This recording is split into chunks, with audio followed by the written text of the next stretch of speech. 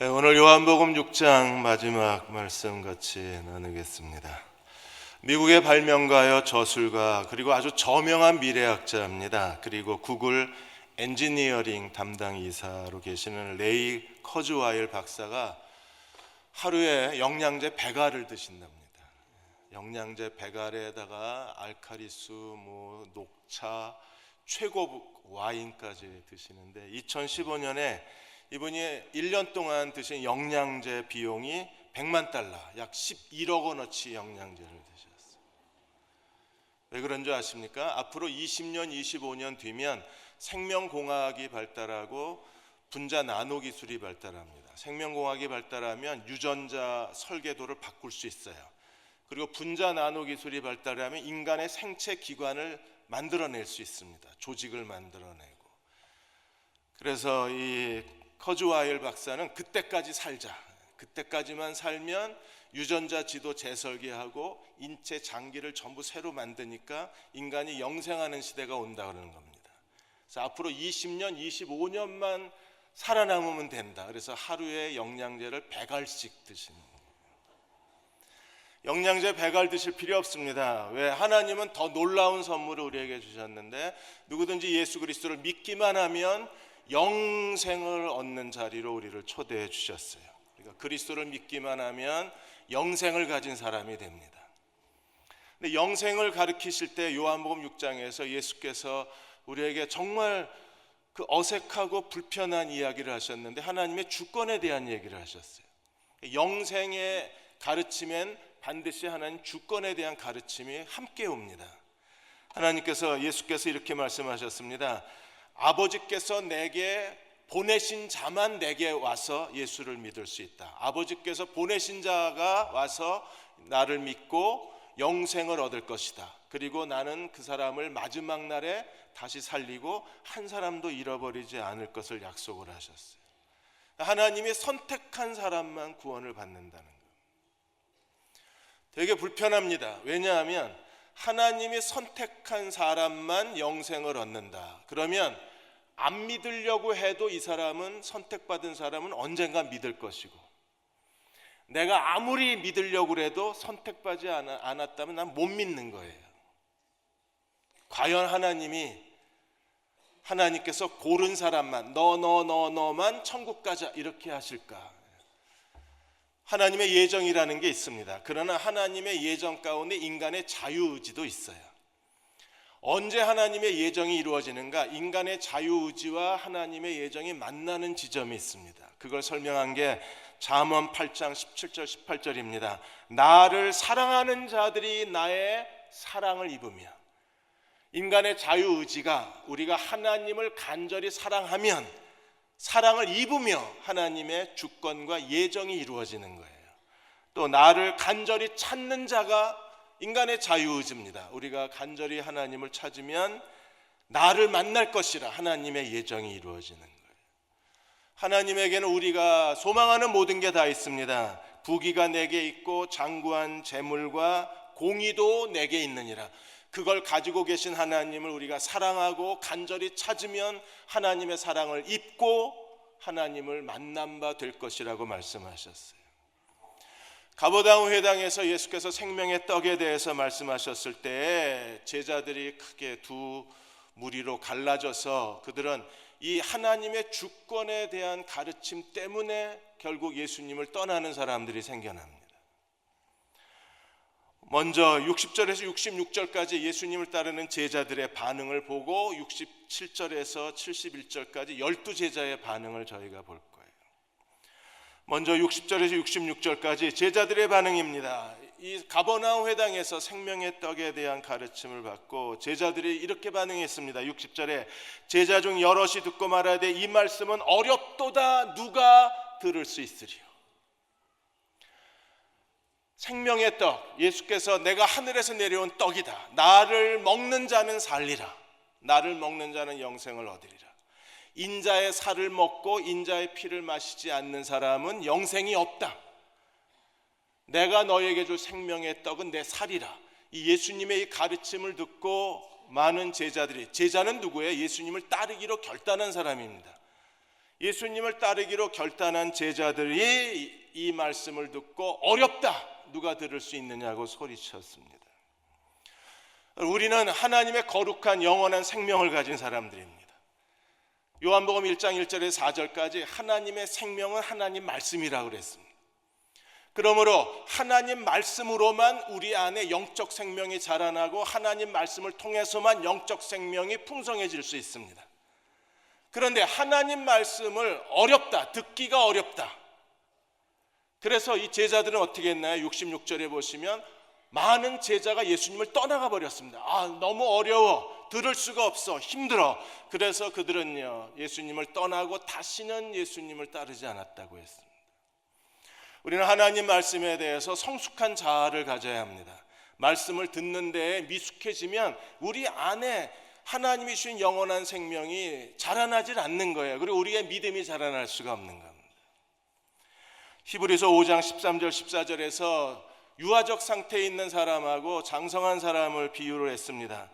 13절에 보시면 젖을 먹고 사는 사람은 누구나 다 어린아이이므로 하나님 말씀을 쉬운 말씀만 원해요. 듣기 좋은 말씀만 원합니다. 익숙한 진리만 들으려고 합니다. 이런 사람들은요, 젖만 먹는 아이들입니다. 그래서 그들의 신앙은 어린아이와 같다 그랬어요. 옳은 가르침에 익숙하지가 않는 겁니다. 벌써 예수님이 생명의 떡에 대해서 강론을 하니까 많은 제자들이 이 말씀은 어렵다, 누가 들을 수 있으리요, 그리고 예수님을 떠나버린 거예요. 장성한 사람들은 어떤 사람들입니까? 그러나 단단한 음식물은 장성한 사람들의 것입니다. 그들은 경험으로 선과 악을 분별하는 세련된 지각을 갖고 있는 사람. 그리스도인이라면 하나님 말씀의 자아를 가져야 합니다. 그리고 우리는 하나님 말씀에 대한 세련된 지각, 세련된 지성을 가져야 돼요. 그래서 그 말씀을 통해서 우리 안에 하나님이 주신 영원한 생명이 자라나고, 그 말씀을 통해서 우리는 그리스도를 닮아가고, 그 말씀을 통해서 우리는 하나님의 영광을 이 땅에 실현시킬 수 있는 겁니다. 하나님의 말씀을 들을 줄 아는 귀를 가져야 합니다. 머니투데이즈의 줄리아 투자 노트에서 칼럼에서 월급쟁이들이 성공하려면 어떻게 하나라는 칼럼을 하나 썼습니다. 사업하는 사람들은 성공 가능성이 높지만 월급쟁이들은 어떻게 성공해야 되는가? 그래서 신동준 씨가 쓰신 후흔학이라는 책을 예를 들었습니다. 후는 얼굴이 두껍다, 흑은 심중을 감추다. 그래서 후흑학, 얼굴이 두껍고 심중을 감추어야만 이 어려운 시대에서 생존하고 자기가 원하는 성공을 이루어낼 수 있다는 거예요. 그러면 후흑학의 대표적인 마인드가 뭐냐? 그게 공처가 마인드라 그랬습니다. 공처가 마인드는요, 이 공처가는 엄처시야, 아내에게 혹독한 시련을 받으면서 생존한 사람이기 때문에 직장 생활에서 어떤 어려움도 담대하게 견뎌낼 수 있습니다. 그 다음에 가정에서 엄한 아내 밑에서 2인자 리더십을 발휘하기 때문에 회사에서도 2인자 리더십을 발휘해서 1인자와 팔로우 직원들 사이에서 2인자 리더십을 가지고 성공적인 자기 인생의 발판을 마련할 수 있다 그랬어요. 무엇보다도 공처가 마인드의 중요한 것은 아내의 말을 알아들을 줄 아는 능력이 회사에서 윗사람의 말을 알아들을 줄 알고 아랫사람의 말을 알아들을 줄 알기 때문에 이 사람은 사람들의 말을 청종할 줄 아는 능력을 가지고 성공한다 그랬어요. 청나라 말기 시대에 이종호도 똑같은 얘기를 했습니다. 부인을 두려워하는 정도에 따라서 관직이 정비례한다 그랬습니다. 아내 여러분, 남편을 공처가로 만들어 주십시오. 그래야 하나님 말씀을 들을 줄 아는 귀가 열려요. 말씀을 들을 줄 알아야 우리가 장성한 사람이 되고 단단한 음식도 먹을 수 있어야 하나님 말씀이 그의 인생을 하나님 앞에 견고하게 세워줄 수 있는 겁니다. 이 사람들은요, 하나님 말씀을 들을 줄 몰랐어요. 예수께서 이 사람들이 수군거리는 걸 아시고 이렇게 말씀하셨습니다. 61절에 이 말이 너희에게 걸림이 되었느냐? 이 말이 너희를 실족하게 했느냐? 이 말이 어렵다고 지금 얘기하고 있는 거냐? 그리고 62절에 그러면 너희가 인자가 이전에 있던 곳으로 올라가는 것을 본다면 어떻게 하겠느냐? 반드시 이 일은 이루어진다. 내가 십자가에 죽고 부활함으로 말미암아 너희에게 말한 내 살을 먹고 내 피를 마시는 그리스도의 희생제사, 화목 제사를 통한 하나님의 구원은 반드시 이루어질 것이다. 그때 너희는 어떻게 하겠느냐? 그들은 지금 이걸 이해하지 못한다고 예수를 떠나고 있는 거예요.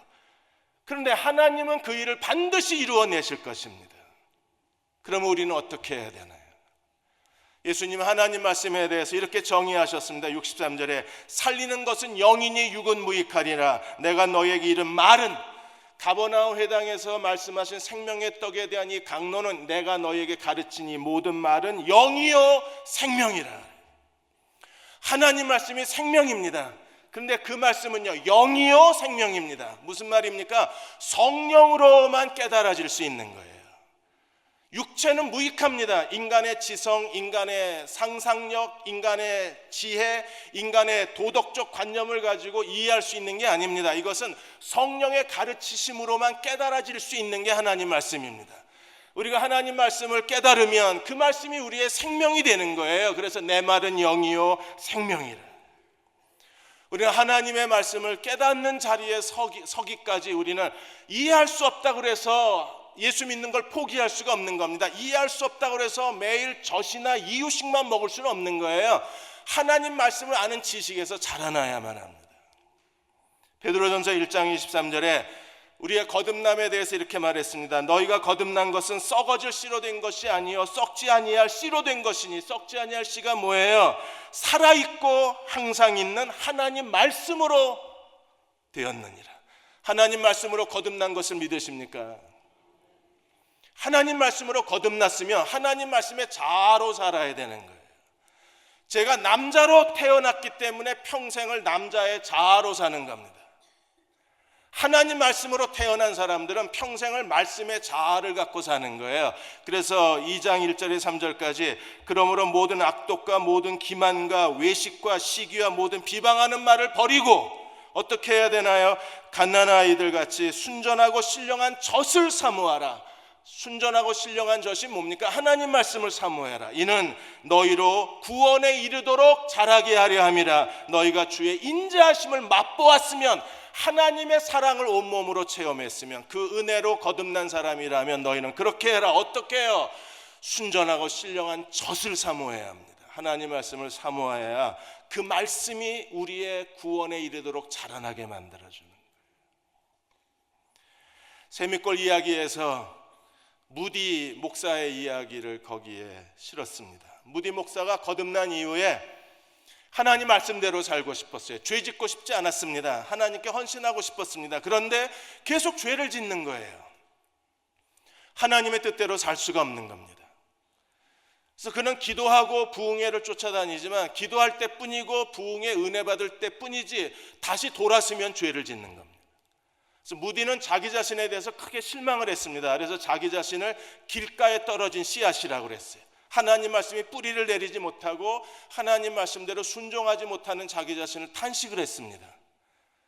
그러다 어느 날 로마서를 읽다가 로마서 10장 16절 17절에서 그 말씀을 읽고 크게 깨달아요. 그 본문에 이렇게 말합니다. 이사야가 가로되 주여 우리가 전하는 바를 누가 믿었나이까? 그러므로 믿음은 들음에서 나고 들음은 그리스도의 말씀으로 말미암았느니라. 믿음이 들음에서 난다는 사실을 깨닫고 그 다음 날부터 무디는 아침마다 성경을 읽고 성경을 공부하기 시작했습니다. 하나님 말씀이 채워지자 그의 사역에 능력이 나타나기 시작했어요. 그가 가서 복음을 전하는 곳에 사람들이 회개하고 하나님께로 돌아오는 구원의 역사가 일어납니다. 하나님 말씀이 그의 영혼을 채우자 그의 삶에 하나님의 능력이 나타나기 시작합니다. 그는 더 이상 똑같은 죄와 교만과 이기심에 빠지지 않고 하나님의 사랑을 실천할 수 있는 그리스도의 종으로 거듭나게 되는 거예요. 그는 하나님 말씀의 놀라운 은혜에 대해서 무디는 이렇게 얘기했습니다. 하나님 말씀 피곤할 때 우리의 편안한 침대가 되고 어두울 때 길을 보여주는 등불이 되고 일할 때 일할 수 있는 연장 하나님의 능력을 우리에게 더하여 주시고 우리가 하나님을 찬양할 때 악기가 되어서 하나님을 온몸으로 찬양하게 만들어주고 우리가 무지할 때 하나님 말씀 우리의 스승이 되어줄 뿐 아니라 우리가 그 진흙탕에 발이 빠져서 허우덕거리고 걸어갈 때 하나님 말씀 우리의 반석이 되어준다고 했습니다. 제가 대형교회에 오고 나서 지금까지 사경회, 주일예배, 수요예배, 금요기도회를 통해서 요한복음까지 벌써 20권, 성경 66권 가운데 20권을 강의하고 있습니다. 대형교회는 예배만 성실하게 드리면 예배도 드리고 하나님 말씀도 공부할 수 있게, 그래서 하나님 말씀을 체계적으로 강의하고 강론하고 있는 거예요. 여러분들이 조금만 더 시간을 내어서 오늘 함께 예배드리며 주일 말씀을 듣고 주중에 한 번만 본문을 다시 읽을 수만 있다면 여러분은 지난 3년 동안에 성경을 20권을 우리가 같이 공부하고 같이 듣고 같이 은혜를 나누는 거예요. 그 말씀이 우리를 구원을 자라나게 하고 그 말씀이 우리를 하나님의 축복의 자리로 데려가는 겁니다. 하나님 말씀이 무엇인가를 설명하고 다시 하나님의 주권에 대해서 예수님이 강조를 하셨어요. 내 말은 영이요 생명이라, 하나님 말씀에 대한 정의를 내리고 64절에 예수님이 이렇게 말씀하셨습니다. 그러나 너희 중에 믿지 않는 자들이 있느니라. 너희 중에 믿지 않는 자들이 있느니라. 이는 예수께서 믿지 아니하는 자들이 누구며 자기를 팔 자가 누구인지 처음부터 아심이라. 처음부터 아심이라. 이게 하나님의 예정, 처음부터 아심이라. 하나님의 선택, 처음부터 아심이라. 하나님의 주권이잖아요. 처음부터 아셨답니다. 누가 믿지 아니할 건지. 그 많은 제자들이 있는데 그 중에 어떤 사람이 믿지 않을지, 12제자가 있는데 그 중에 누가 예수를 팔지 예수님은 처음부터 아셨답니다. 그럼 오늘 우리는 뭐 하고 있는 건가요? 우리는 하나님이 선택받은 사람이라고 스스로 확신할 수 있나요? 유대인들은요, 자기네들이 아브라함의 혈통의 자손이기 때문에 하나님의 선택받은 민족이라고 확신했습니다. 그러나 나중에 예수께서 뭐라고 그러셨어요? 아브라함의 믿음의 자손이 아브라함의 자손이라 그랬어요. 나는 선택받은 사람입니까? 오늘 우리는 어떻게 해야 되나요? 예수님은 이미 알고 계셨답니다. 그리고 뭐라고 말씀하셨어요? 65절에 또 이르시되 그러므로 전에 너희에게 말하기를 내 아버지가 오게 하지 아니하시면 누구든지 내게로 올 수 없다. 내게 오는 자가 정해져 있다는 겁니다. 이 말 때문에 어떤 일이 일어났어요? 66절에 그때부터 언제부터 예수님이 정해진 사람만 나를 믿는다. 너희 중에 믿지 않는 사람도 많이 있다. 정말 불쾌하게 얘기하셨잖아요. 그러자 제자 중에 많은 사람이 예수를 떠나고 다시는 예수님을 쫓지 않았답니다. 우리는 선택받은 사람일까요? 네, 나중에 여러분 죽어서 천국 갔는데 너 아니야 이러면 어떻게 하실 건가요? 정말 하나님께서 선택받은 자만 하나님께서 예수께로 데려가실까요? 여기서 예정은 무엇입니까? 여러분, 우리가 누가 선택받았는지는 우리는 잘 알 수 없습니다. 정말 하나님의 예정이 미리 선택을 한 건지 아니면 인간의 자유의지와 하나님의 주권이 만나는 건지 우리는 그냥 추측만 할 뿐이지 그 명확하게 성경이 얘기하고 있는 건 없습니다. 다만 여기서 우리에게 중요한 건 뭡니까? 처음부터 알고 계셨고 그리고 아버지가 정한 사람만 예수께 온다고 할지라도 우리가 오늘 해야 될 일은 뭐예요? 하나님 말씀을 사모하고 하나님 말씀을 연구하고 말씀 가운데 걸어 들어가야만 합니다. 그래야 거기서 하나님의 예정이 이루어지고 거기서 하나님의 역사가 일어나는 거예요. 실제로 데살로니가 교회가 그랬습니다. 사도행전 17장 11절 12절에 베레아 교회, 데살로니가 교회에 대해서 이렇게 얘기합니다. 베레아에 있는 사람들은 데살로니가에 있는 사람보다 더 너그러워서, 공동 번역에는요 더 고결해서 간절한 마음으로 하나님 말씀을 받고 이것이 그러한가 날마다 성경을 상고 연구함으로 하나님 말씀을 연구했어요. 간절한 마음으로 하나님 말씀을 받고 또 매일 하나님 말씀을 연구했습니다. 그러자 어떤 일이 벌어졌어요? 예정된 사람만 구원받았나요? 아니요. 성경이 뭐라 그랬습니까? 그 중에 믿는 사람이 많고 그리고 지체가 높은 헬라의 귀부인과 지체가 높은 헬라의 남자들도 도저히 예수 믿을 사람이라고 보이지 않는 상류층 귀족의 사람들도 예수께 나와서 구원받는 역사가 일어난 거예요. 하나님 말씀이 역사하는 겁니다. 영국의 크리스천 투데이즈에서 영국의 무신론자 중에 한 사람이었던 그렉 레만 박사의 간증을 실었습니다. 그렉 레만 박사는요 성공한 의사입니다. 그는 아내와 두 자녀와 함께 정말 부유한 그 재산을 갖고 있었고 남들이 부러워할 만한 그런 삶을 살았습니다. 근데 언젠가부터 그의 인생에 공허감이 들기를 시작했어요. 뭘 해도 공허한 겁니다. 자기가 평생 바쳐온 의사라는 직업에 대해서도 만족감을 느낄 수가 없는 거예요. 그가 너무나 공허해하고 점점 신경질적으로 변하고 스스로를 불행하게 생각하자 주변에 있는 그리스도인들이 예수를 믿으라고 권유를 했습니다. 근데 이 레만 박사는 정말 그리스도인을 싫어했어요. 위선자들이라고 생각했습니다. 그래서 기독교인의 위선을 벗겨주고 그들이 믿는 게 허구라는 걸 밝혀주겠다고 분노하고 그때부터 성경을 읽기 시작했습니다. 성경을 읽고 성경을 연구하는, 그래서 어떻게 하든지 기독교인 너희의 위선을 내가 드러나겠다, 그런 분노의 눈으로 성경을 읽었는데 갑자기 성령이 눈을 열어버렸어요. 예수께서 하나님이 보내신 구세주라는 사실을 깨닫습니다. 그리고 성경을 읽으면 읽을수록 예수께서 십자가의 죽으심으로 우리의 모든 죄를 용서하셨다는 그 용서의 구원의 복음을 깨닫기를 시작해요. 예수께서 부활하심으로 우리를 의롭다 하시는 그리스도의 부활과 칭의의 은혜를 그가 깨닫기를 시작합니다. 그래도 의사이기 때문에 사람이 죽은 사람이 살 수는 없다, 의사의 상식을 끝까지 그가 지키느라고, 그래서 부활에 대해서 좀 더 개인적으로 연구하기를 시작한 거예요. 그러다 성경에 같은 의사였던 누가복음과 사도행전을 썼다는 사실을 알고 의사가 쓴 누가복음과 사도행전을 연구하고 공부하다가 그렉 레만이 마침내 그리스도 앞에 무릎을 꿇어버립니다. 그리고 나를 용서해 주십시오, 나를 구원해 주십시오라고 기도를 해요. 그리스도가 그 안에 들어오시자 갑자기 마음에 평안이 넘쳤습니다. 이전에 느꼈던 인생의 불만족과 공허함이 사라져 버렸어요. 제일 기뻐한 것은 그의 아내입니다. 아내는 간증하는 자리에 와서 아내가 이렇게 말합니다. 나는 남편과 재혼했다고. 예전에 남편이 완전히 바뀌어서 새 사람이 된 거예요. 그래서 나는 남편을 새로 얻었다고 아내가 더 행복해하고 기뻐했습니다. 불신자라도 하나님께 분노의 마음을 가지고 성경을 읽다가 성령께서 계시하시고 성령께서 빛을 비춰주시자 그 사람도 예수 그리스도에게 나아와서 구원을 받는 거예요. 우리가 누가 선택받은 사람이냐 그걸 가지고 논쟁을 벌일 게 아니라 오늘 베레아 사람처럼 간절한 마음으로 하나님 말씀을 받고 하나님 말씀을 매일 연구하고 말씀을 통해서 우리 안에 하나님이 주신 영원한 생명이 더 풍성한 생명으로 성장하고 그 풍성함을 누리는 자리로 나아갈 수 있는 말씀의 종들이 되어야만 합니다.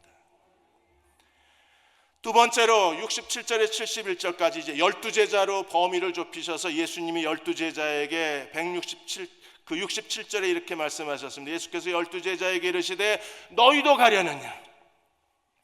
베드로가 제자들을 대신해서 두 가지를 대답합니다. 하나는 뭐예요? 제일 먼저 68절에 주여 영생의 말씀이 여기 있사오니 우리가 누게로 가오리까. 하나님 말씀, 영생의 말씀이 여기 있습니다. 예수님은 뭐라고 그랬어요? 내 말은 영이요 생명이라. 베드로는 뭐라고 고백합니까? 영생의 말씀이 여기 있다고 했습니다. 하나님 말씀이 생명입니다. 하나님 말씀이 영생입니다. 그리고 베드로는 다시 이렇게 두 번째 사실을 고백합니다. 주는 하나님의 거룩하신 자인 줄 우리가 믿고 알았습니다. 우리가 예수 그리스도가 하나님이 보내신 구세주이시고 예수 그리스도가 나의 구세주임을 알고 믿었다면 오늘 우리는요 하나님 말씀이 영생의 말씀이 주께 있음을 고백하고 말씀의 제자, 말씀의 사람으로 하나님 말씀의 제자도를 가지고 주님을 섬기고 주님을 사랑하고 주님을 따르는 종들이 되어야 합니다. 얼마나 아름다운 고백이에요. 영생의 말씀이 주님께 있습니다. 그런데 예수께서 다시 제자들에게 너희 중에 하나님이 보내신 자가 아니면 내게로 올 수 없다고 말씀하신 것처럼 12제자에게도 다시 주님의 주권에 대해서 정말 제자들 마음 상하게 말씀을 하세요. 주님 뭐라 그러셨냐면 70절에 예수께서 대답하시되 내가 너희 12를 택하지 아니하였느냐. 그러나 너희 중 한 사람은 마귀다 그랬습니다. 처음부터 하셨다 그랬잖아요. 근데 한 사람이 마귀라. 그리고 누군지도 얘기를 하셨어요. 누구예요? 71절에 가룟 시몬의 아들 유다. 누군지도 너희 12 중에 한 사람은 마귀다. 그 사람은 가룟 유다다. 그리고 예수를 팔 자다. 다 아셨답니다. 너희 중에 믿지 않는 사람, 너희 중에 한 사람, 12 중에 한 사람. 여러분, 우리는 정말 당황스럽습니다. 왜냐하면 예수님이 12를 택하셨잖아요. 너희 중에 내가 12를 택하지 않았느냐? 12를 택하신 분은 누구십니까? 예수님. 근데 그 중에 하나는 마귀래요. 하나님 실수하신 건가요? 하나님의 계획입니까? 나중에 천국 가서 물어봅시다. 이게 하나님 실수인지 하나님 계획인지. 근데 중요한 한 가지 사실은 뭐예요? 베드로가 고백했을 때 영생의 말씀이 주님께 있습니다 라고 고백하고 그들은 말씀을 좇는 사도들이었어요. 그러나 유다는요, 예수님을 좇는 이유가 어디 있어요? 영생의 말씀이 주께 있기 때문에 예수님을 따른 게 아니라 유다의 목적은 어디에 있었어요? 돈에 있었어요. 그는 계속해서 예수님의 그 은행 부자에서 계속 돈을 훔치는 그 하나님께 바쳐진 돈을 훔치는데, 그것 때문에 예수를 따르는 목적이 영생의 말씀이 있는 게 아니라 돈에 있었던 사람이 유다였었어요. 우리가 하나님 말씀을 사랑하고 하나님 말씀의 사람으로 살아가야 될 이유가 여기에 있는 겁니다. 하나님 말씀이 있는데 말씀의 내부자, 하나님 말씀을 사랑하고 사모하고 그 말씀을 묵상하고 읽고 말씀에 순종하는 말씀의 내부자가 되면 우리 안에 풍성한 생명의 하나님의 축복을 누리지만, 하나님 말씀에서 벗어나서 이 말씀이 어렵다, 그리고 말씀을 포기하면 예수님께 멀어지게 되고, 예수님을 따르는 게 아니라 또 다른 목적을 가지고 유다처럼 따르게 되면 결국에 말씀의 외부자가 되어서 그는요, 예수님을 믿지 않거나 예수님을 파는 자가 되는 거예요. 차라리 믿지 않고 나가버리면 더 좋아요. 공동체 안에, 여전히 공동체 안에 있으면서 그 안에서 예수님을 팔아버리니까, 그래서 교회가 이렇게 세상에 비난을 받는 겁니다. 목회자들이 예수를 팔고, 장로들이 예수를 팔고, 교회 재직들이 교회 안에서 예수를 팔아버리니까 그래서 세상의 비난거리가 되는 거예요. 우리가 하나님 말씀으로 돌아가야 합니다. 레슬리 뉴비긴이 요한복음을 강의하면서 이랬습니다. 하나님께 가르침을 받고 성령의 가르침을 받고 예수를 믿는 사람들은 예수님을 평생 의지하는 사람으로 그 은혜 자리에 서 있는 거라 그랬습니다.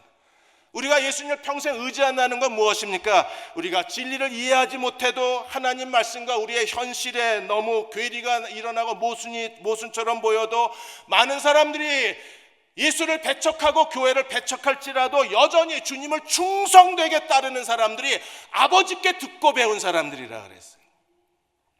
예수께 충성된 사람들은 어떤 사람들인가요? 그들은요, 하나님 말씀에 충성되고 말씀에 헌신된 사람들입니다.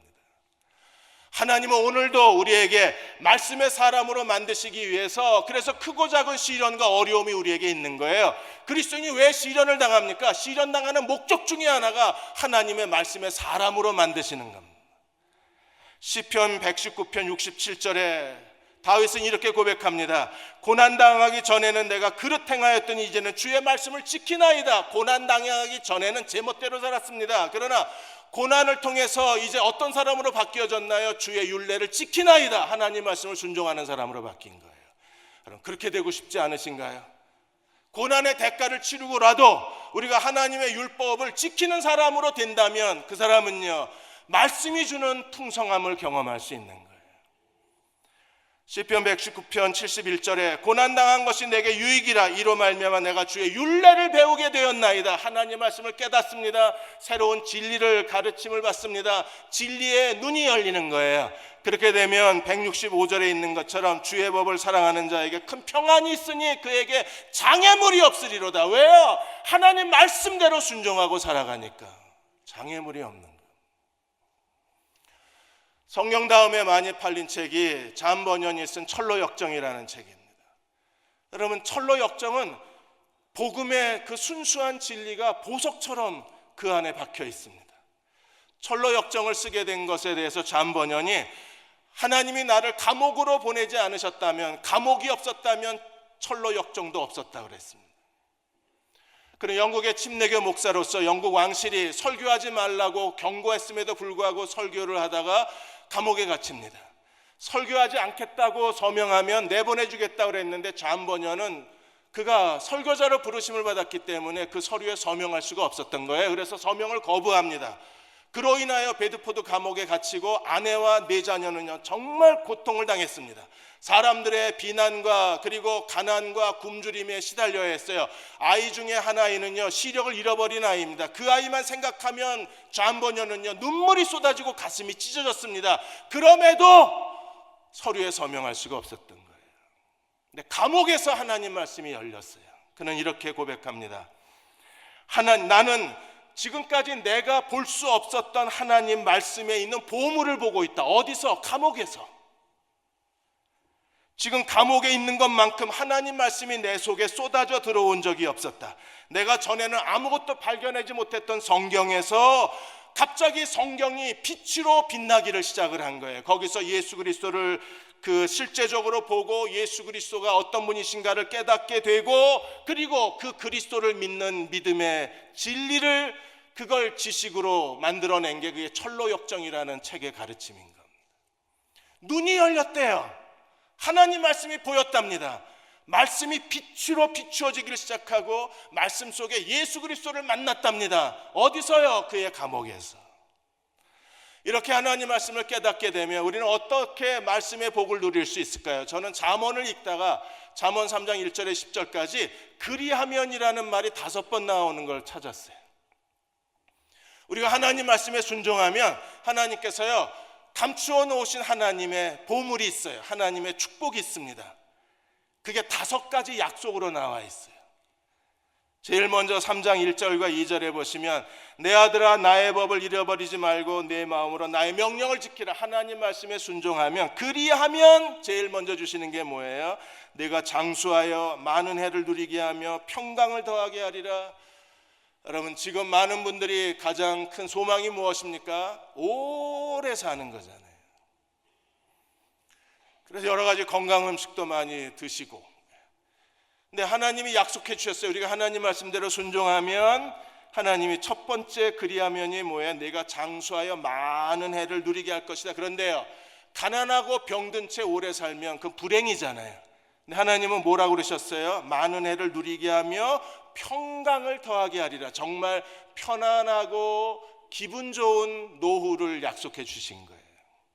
두 번째 그리하면 3절과 4절에 보시면 인자와 진리가 내게서 떠나지 말게 하고 그것을 내 목에 메고 내 마음판에 새겨라. 하나님 말씀을 우리가 마음에 새기고 순종하게 되면, 그리하면 내가 하나님과 사람 앞에서 은총과 귀중히 여김을 받을 것이라. 아멘을 안 하시네요.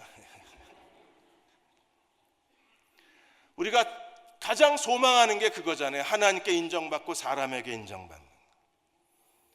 근데 그렇게 되는 길이 있대요. 어떻게 해요? 우리가 하나님 말씀을 마음판에 새기고 순종만 하면 하나님께서 두 번째 그리하면 축복이 뭐예요? 내가 하나님과 사람들 앞에 은총을 받을 뿐 아니라 귀중히 여김을 받는답니다. 세 번째 복이 5절과 6절에 있습니다. 너는 마음을 다하여 여호와를 신뢰하고 내 명철을 의지하지 말라. 너는 범사에 그를 인정하라. 하나님 말씀을 읽으면서 모든 일에 하나님을 인정하는 사람들, 모든 일에 하나님을 인정하면, 그리하면 내 길을 지도하시리라. 하나님의 구름기둥 불기둥이 켜지는 거예요. 그래서 우리는요, 구름기둥 불기둥이 서는 곳에 서면 되고 가면 돼요. 하나님이 우리의 걸음을 주관하시고 하나님이 우리의 걸음을 인도하시는 겁니다. 이 남자하고 결혼해요 말아야 돼요? 그거 물어볼 필요가 없습니다. 왜요? 내 길을 지도하신다고 그랬으니까. 내가 이 직장에 원서를 내야 되나요? 말아야 되나요? 우리가 고민할 필요가 없습니다. 내 길을 지도하시리라고 약속해 주셨기 때문에. 네 번째 복은요, 스스로 지혜롭게 여기지 말지어다. 여호와를 경외하고 악에서 떠날지어다. 우리나라 성경에는 그리하면이 빠져 있는데 영어 버전에 보시면 그냥 그리하면이 있어요. 그리하면 이것이 내 몸에 양약이 되어 내 골수를 윤택하게 하리라. 여러분, 골수가 윤택해지면요 젊어집니다. 이번에 설 연휴에 만나서 어우 젊어졌어, 다 거짓말인 거 아시죠?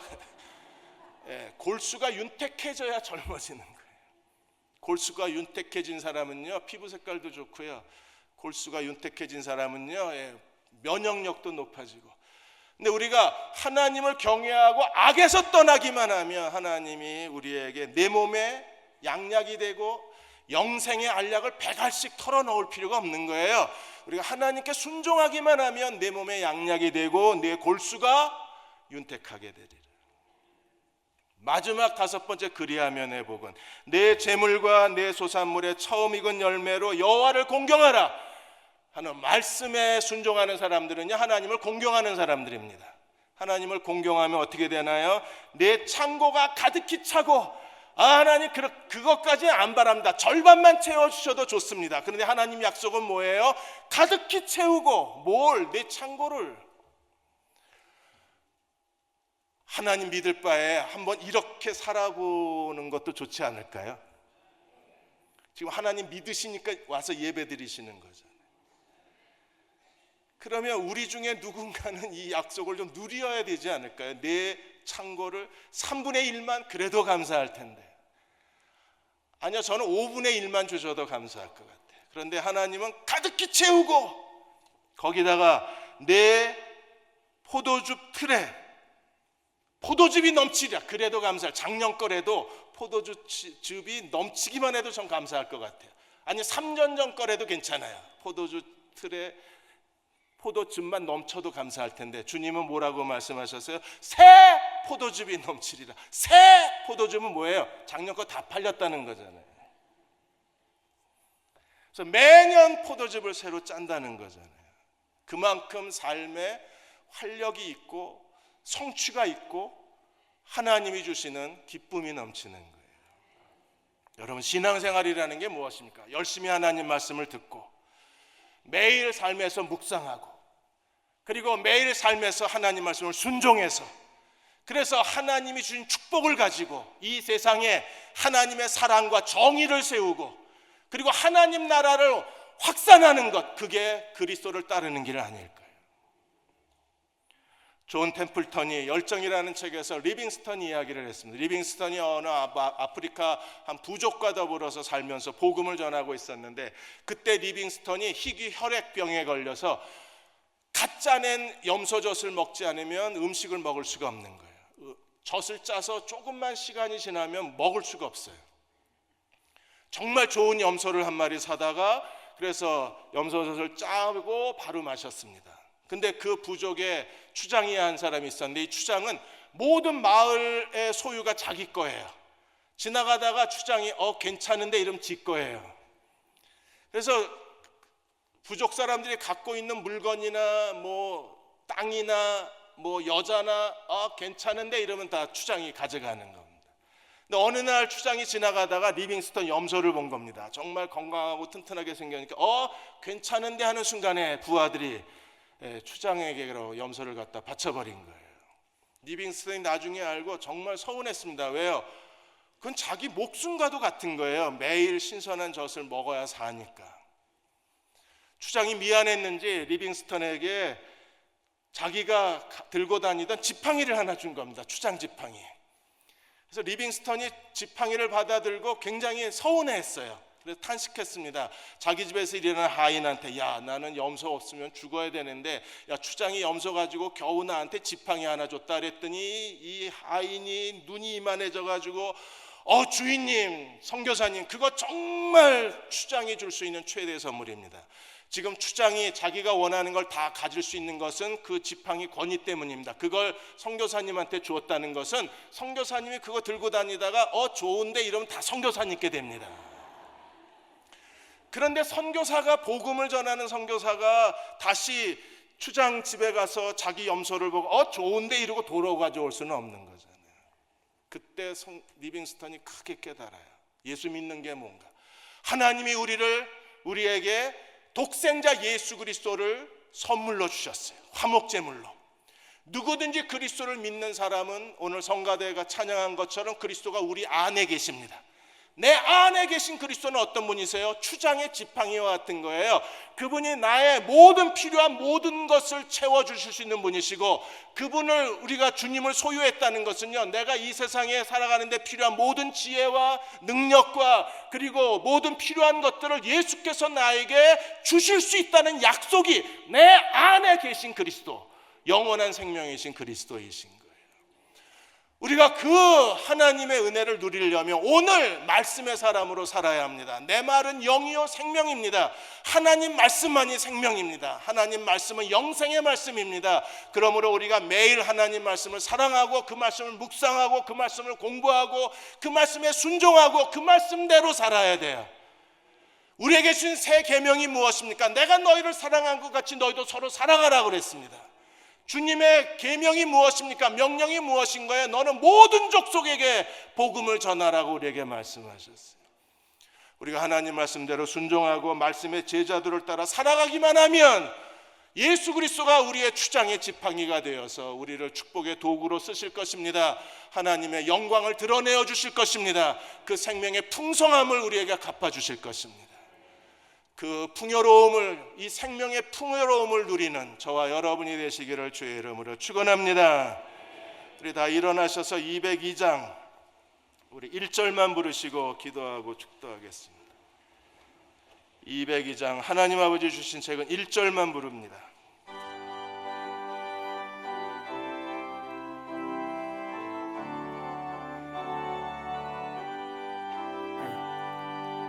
하나님 아버지 주신 책은 귀하고 중하신 말씀일세.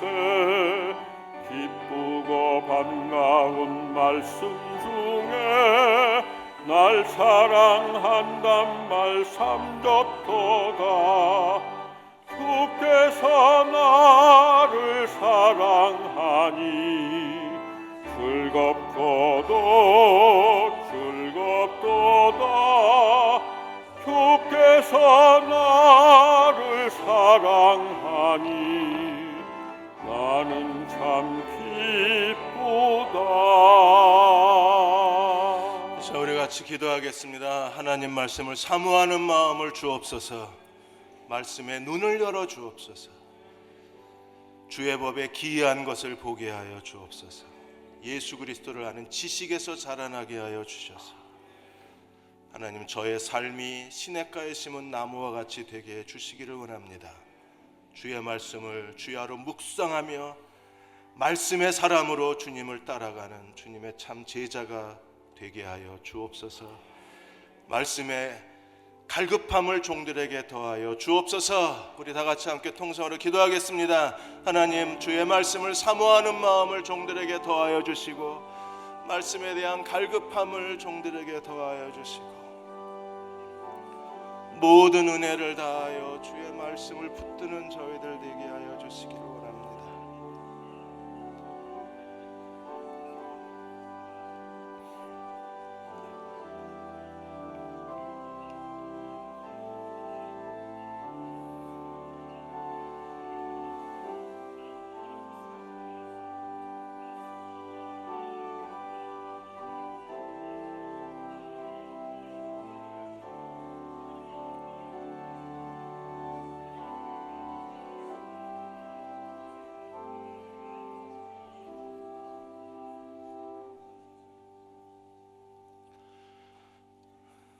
아버지 하나님, 하나님 말씀을 주야로 묵상함으로 시냇가에 심은 나무처럼 이 시대를 살게 해주시기 원합니다. 정치도 혼란스럽고 이제는 누구도 말하기를 원하지 않고 오늘 장로님 기도하신 것처럼 한국 경제의 내일이 보이지 않고 젊은 세대들은 절망에 갇혀 있고 하나님, 이러한 시대일수록 주의 말씀을 주야로 묵상하게 하여 주셔서 시냇가에 심은 나무로 하나님을 섬기고 자기 인생을 책임질 줄 아는 그리스도의 제자가 되게 해주시기 원합니다. 저는 시절을 쫓아 열매를 맺고 잎사귀가 마르지 아니하고 그 행사가 다 형통하리라고 약속해 주셨습니다. 이 놀라운 약속을 갖고도 누리지 못하는 어리석음이 우리에게 있습니다. 이 약속을 누리게 해 주옵소서. 이 약속의 사람으로 살게 하여 주옵소서. 이 약속이 내게 어떻게 성취되는가를 날마다 눈으로 목격하는 믿음의 목격자들이 되게 도와 주옵소서. 지금은 우리를 죄에서 구원하신 우리 주 예수 그리스도의 은혜와 하나님 아버지의 크신 사랑하심과 성령의 인도하시고 도우신 은혜가 1월의 마지막 주일 예배 드리고 돌아가는 모든 교우와 가정과 자녀들 위해 지금부터 영원히 함께 하시기를 간절히 축원하옵나이다. 아멘.